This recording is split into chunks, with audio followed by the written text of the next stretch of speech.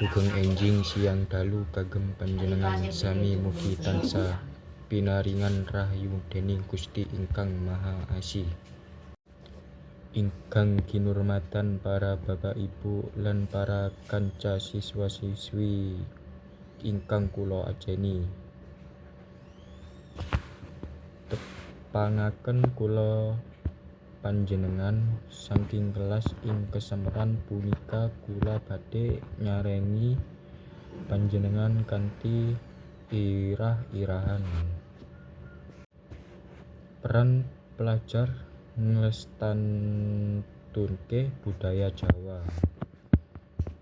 Para rawuh ingkang kinurmatan, budaya Jawa minangka warisan luhur ingkang kedah kita jaga. Senadyan jaman maju lan teknologi dados canggih, budaya Jawa prayoga tetep dipunlestantunke dening generasi enom.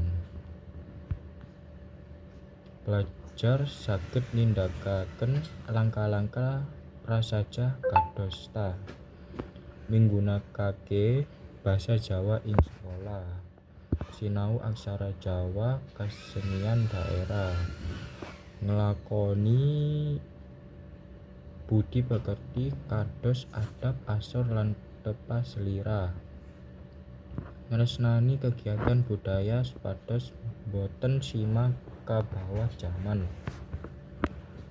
Kanthi usaha menika, pelajar saged njagi budaya Jawa supados tetep urip lan dados identitas bangsa. Makaten pidato ingkang kula aturaken mugi gadhah bedhah kagem kita sedaya.